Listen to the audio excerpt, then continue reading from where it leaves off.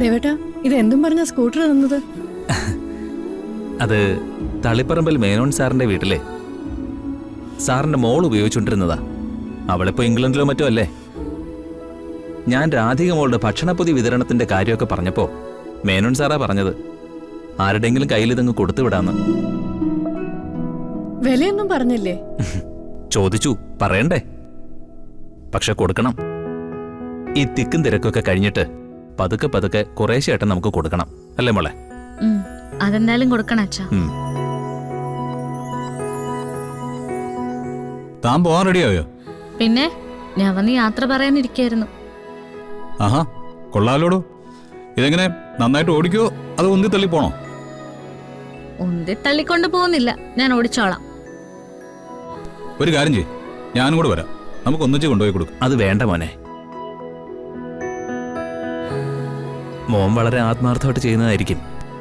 പക്ഷേ കാണുന്നവരെ ചിലപ്പോൾ പരിഹസിക്കും. നമ്മളെന്തിനാ മറ്റുള്ളവർക്ക് സംസാരിക്കാൻ ഒരു അവസരം ഉണ്ടായി കൊടുക്കുന്നത്? അച്ഛൻ പറഞ്ഞത് കാര്യാ മോനെ.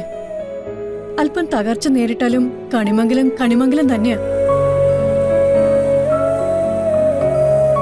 അവിടെ നിന്ന് ഒരാള് പൊതിച്ചോറ് വിൽക്കാൻ ഇറങ്ങണ്ട. എന്ത് കഷ്ടമേ ഇത്. അതെ, അച്ഛനമ്മയായിട്ട് സംസാരിച്ചിരിക്കും. ഇനിയിപ്പോ കുറച്ച് പുറത്തിറങ്ങി നടക്കണമെങ്കിൽ അതിലും വിരോധമില്ല. ഞാനേ ദേ ഇത് കൊണ്ടുപോയി കൊടുത്തിട്ട് ഷടയെ നിങ്ങൾ തിരിച്ചു വരാം. ഓക്കെ?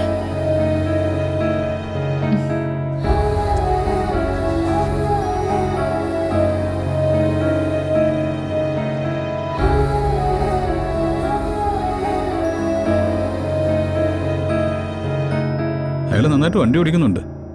ഞാൻ വിചാരിച്ചു ചുമ്മാ പറയുന്നന്ന്. വണ്ടി ഓടിക്കാനൊക്കെ അവൾക്ക് നന്നായിട്ടറിയാം. പിന്നെ വാങ്ങിക്കൊടുക്കാൻ എന്നെ കൊണ്ട് കഴിഞ്ഞില്ല എന്ന് മാത്രം.